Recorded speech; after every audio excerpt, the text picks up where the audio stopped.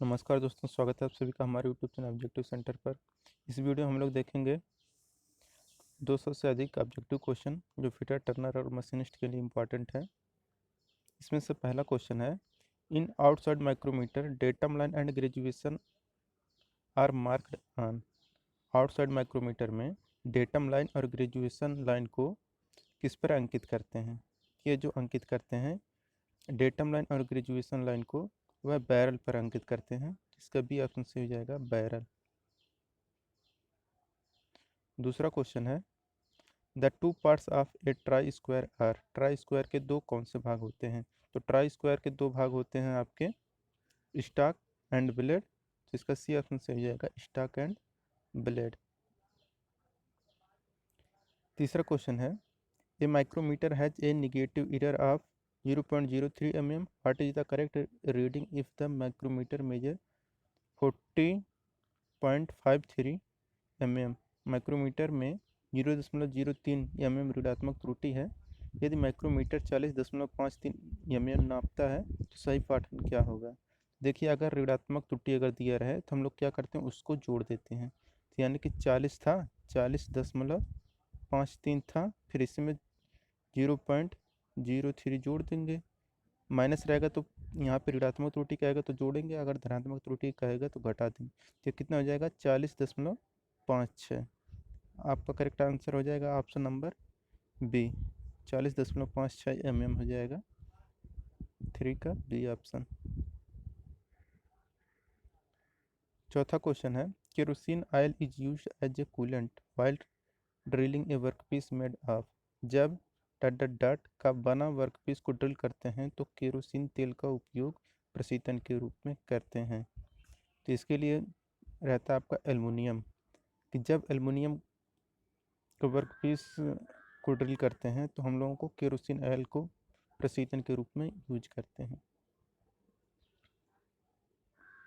पांचवा क्वेश्चन है, which one of these Burns is most commonly used on grinding wheel.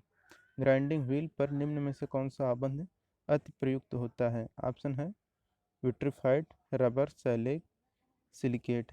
तो grinding wheel पर जो आबंध युक्त यूज किया जाता है वह रहता है आपका विट्रीफाइड। तो इसका ऑप्शन से हो जाएगा विट्रीफाइड। छठा क्वेश्चन है, in the figure given below which one is cross pin hammer. निम्न में से कौन सा क्रॉस पिन हैमर है? तीन में से कौन सा क्रॉस पिन हैमर है? तो आपको जो ये दिख रहा है सी वाला, यही है आपका क्रॉस पिन हैमर। तो इसका सी ऑप्शन से हो जाएगा, option number C cross pin hammer है।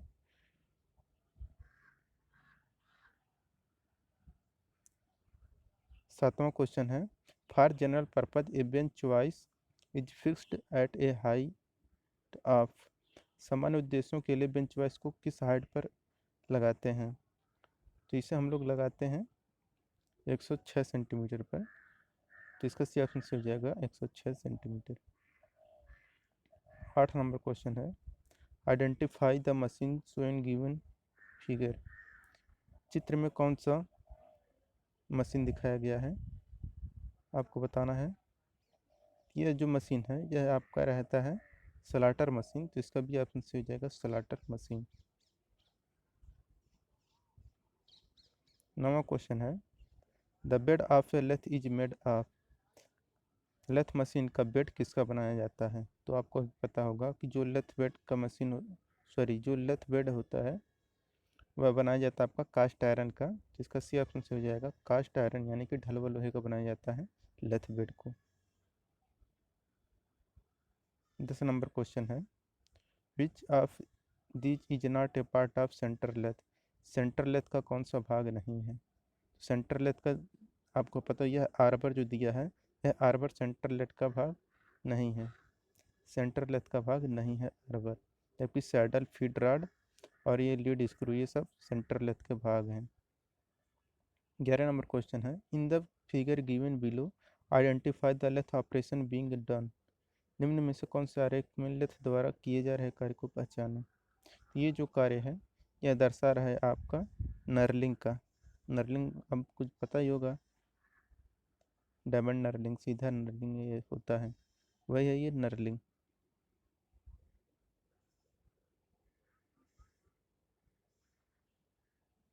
12 नंबर क्वेश्चन है, which among these metal is the highest lightest. इनमें से कौन सा धातु सबसे हल्का होता है? तो सबसे हल्का जो होता है वह है आपका एल्युमिनियम। हल्का होने के कारण इसका वायुयान में यूज किया जाता है बनाने में पार्ट पुर्जे।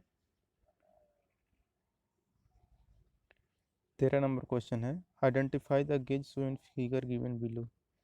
नीचे दिए गए आरेख में गेज को पहचानें। यह कौन सा गेज है जो आपको फिगर में दिख रहा है? यह है आपका वायर गेज, तो इसका बी ऑप्शन से हो जाएगा वायर गेज।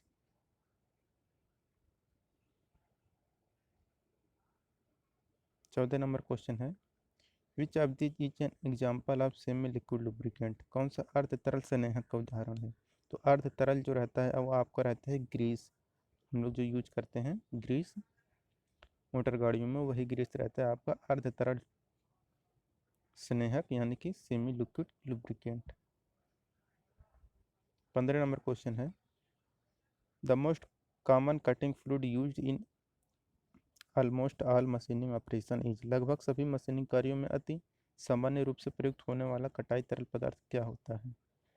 तो सभी मशीनिंग कार्यों में अति सामान्य रूप से प्रयुक्त होने जो कटाई तरल पदार्थ यूज किया जाता है वह रहता है आपका सॉल्युबल आयल। तो इसका ये ऑप्शन से हो जाएगा सॉल्युबल आयल। 16 नंबर क्वेश्चन है, which of this cutting tool is used to finish and enlarge a hole. छेद को अंतिम रूप देने के लिए और बड़ा करने के लिए किस कटाई औजार का प्रयोग किया जाता है? ऑप्शन है डाई, टैप, रिमर, बोरिंग बार। तो छेद को अंतिम रूप देने और बड़ा करने के लिए जिस कटाई औजार का प्रयोग किया जाता है वह रहता है आपका रिमर। इसका सी ऑप्शन से हो जाएगा रिमर। 17 नंबर क्वेश्चन है, the process of bevelling the end of an existing drill hole is called. विद्यमान छेद के अंत में बेवलिंग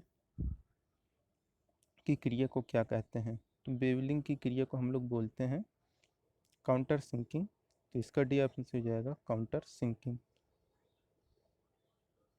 18 नंबर क्वेश्चन है कि नीचे दिए गए आरेख में रेती फाइल से कट दिखाया गया है, यह किस प्रकार का कट है?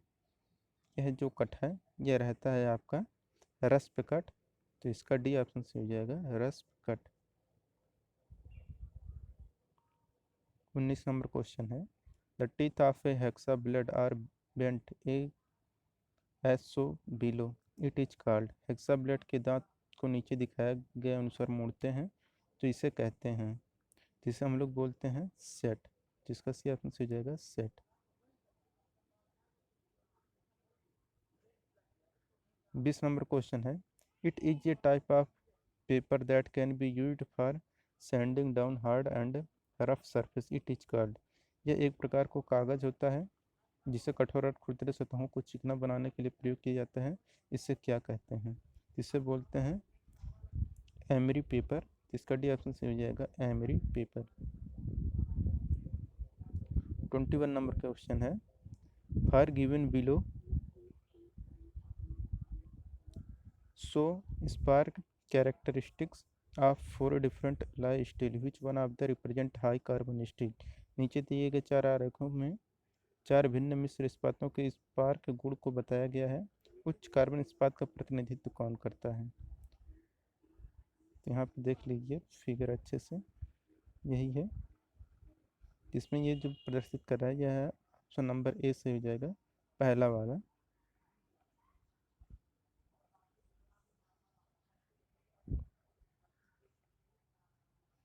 ट्वेंटी टू नंबर क्वेश्चन है, which one of this is not a type of oxyacetylene flame. निम्न में से कौन सा ऑक्सीएसिटिलीन फ्लेम का प्रकार नहीं है? ऑप्शन है न्यूट्रल फ्लेम, और है natural flame, oxidising flame, carburising flame. तो आपको पता होगा ऑक्सी एसिटिलीन फ्लेम जो होती है वह 3 प्रकार का होता है। एक तो होता है आपका न्यूट्रल फ्लेम, दूसरा ऑक्सीडाइजिंग फ्लेम, तीसरा आपका कार्बोराइजिंग फ्लेम। और ये है आपका जो न्यूट्रल फ्लेम, यही आपका ऑक्सी एसिटिलीन का प्रकार नहीं है। तो इसका पूछा है कि कौन सा नहीं है, तो ऑप्शन नंबर बी इसका सही हो जाएगा।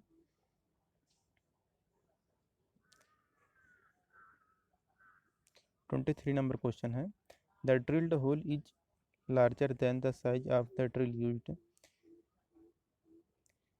It could be due to, प्रयोग किए गए ड्रिल के आकार में छेद का आकार बड़ा है, यह किसके कारण होता है? तो यह जो होता है यह होता है आपका कटिंग एज की असमान लंबाई के कारण, यानी कि unequal length of the cutting edge. 24 नंबर क्वेश्चन है, if a bench vice is over tightened what is the likely to be damaged, यदि बेंच वाइस बहुत ज़्यादा कसा हुआ है तो किस प्रकार का दोष होने की संभावना होती है? यह जो रहता है दोष होने की संभावना वह रहता है स्पिंडल, इसका भी ऑप्शन सही हो जाएगा स्पिंडल। 25 नंबर क्वेश्चन है, which of this is not A base unit under SI unit system of unit, इकाइयों के एसआई मात्रक में कौन आधार इकाई नहीं है? तो वह जो नहीं है वह आपका जूल, जूल आपका जो है यह आपका व्युत्पन्न मात्रक है, यह इसके अंतर्गत नहीं आता है, एसआई मात्रक के अंतर्गत। इकाइयों को मतलब एसआई मात्रक आधार इकाई होती है उसके अंतर्गत नहीं होता है, जूल आपका व्युत्पन्न मात्रक है। जबकि केल्विन, कैंडेला और मोल यह आपके 7 राशियों के अंतर्गत आता है। 26 नंबर क्वेश्चन है, the main purpose of the heat treatment process normalising is, उष्मा उपचार की प्रक्रिया नॉर्मलाइजिंग का मुख्य उद्देश्य क्या होता है?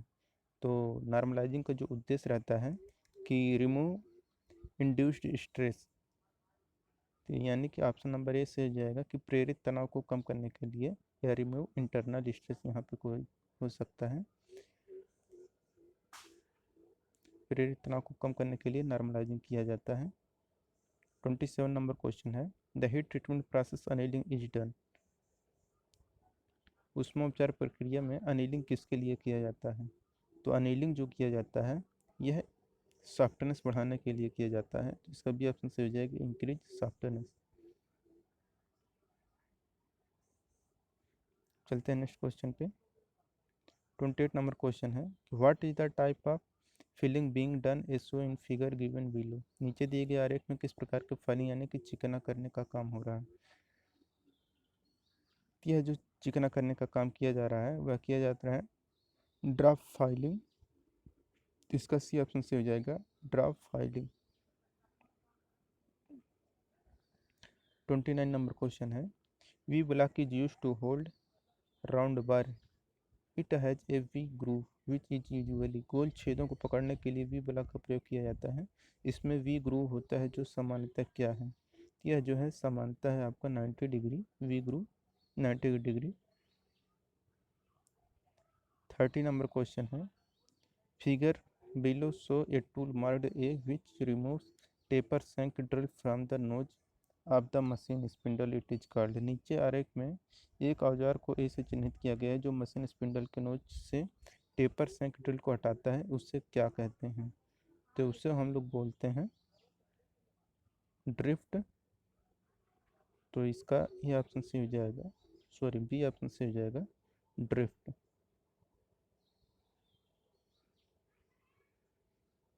31 नंबर क्वेश्चन है,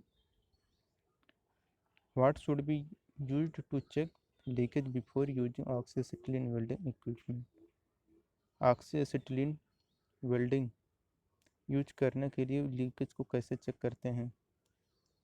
इसे जो चेक करते हैं हम लोग, ये चेक करते हैं सॉफ्ट वाटर से, साबुन के पानी से।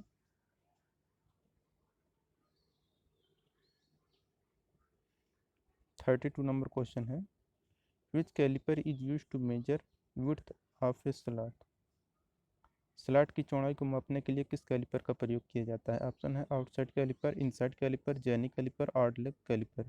तो स्लॉट की चौड़ाई मापने के लिए जिस कैलिपर का यूज किया जाता है वह रहता है आपका इनसाइड कैलिपर, तो इसका भी ऑप्शन से हो जाएगा इनसाइड कैलिपर। 33 नंबर क्वेश्चन है,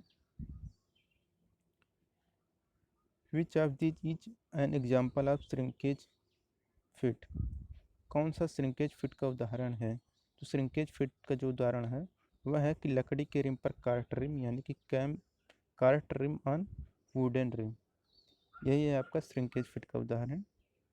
34 नंबर क्वेश्चन है, which of this is A correct statement, निम्न में से कौन सही कथन है? तो इनमें से जो सही कथन है वह है आपका ऑप्शन नंबर डी कि ए ट्रांजिशन फिट में sometimes provide clearance and sometimes interference. Transition fit कभी क्लियरेंस देता है तो कभी इंटरफियरेंस। 35 नंबर क्वेश्चन है, in a riveted joint the plate are placed end to end joint through over plate, this joint is called. तो rivet joint में plate को शुरू से अंत तक रखते हैं और कवर प्लेटों से जोड़ते हैं, जॉइंट क्या कहलाता है? यह जो जॉइंट कहलाता है यह आपका कहलाता है बट जॉइंट।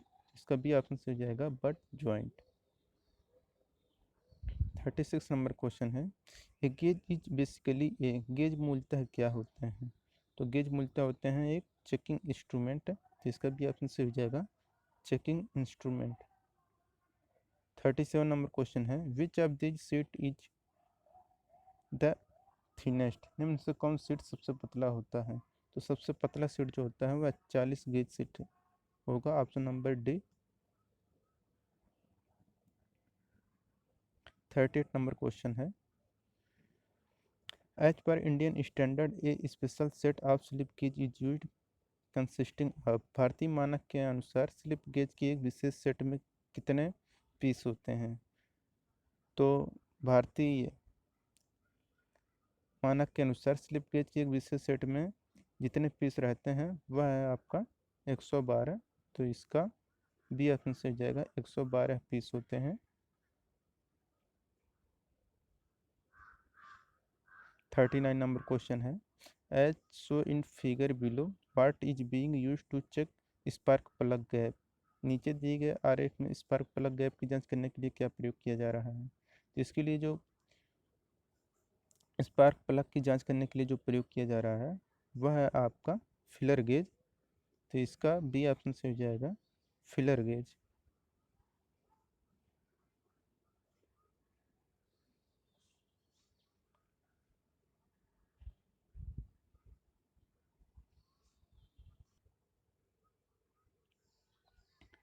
चालीस नंबर क्वेश्चन है कि what is the type of thread show below? नीचे किस प्रकार का थ्रेड दिखाया गया है?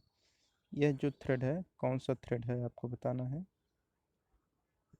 तो यह जो थ्रेड आपको दिख रहा है यह है आपका बटरस थ्रेड। तो इसका ये ऑप्शन से हो जाएगा बटरस थ्रेड। दोस्तों अगर वीडियो पसंद आया हो तो वीडियो को लाइक करिए, अगर आप हमारे चैनल पर नए हैं तो चैनल को सब्सक्राइब करिए, जिन लोगों ने वीडियो को शेयर नहीं किया वो लोग वीडियो को शेयर कर दें। Thank you. अब मिलते हैं नेक्स्ट वीडियो के साथ।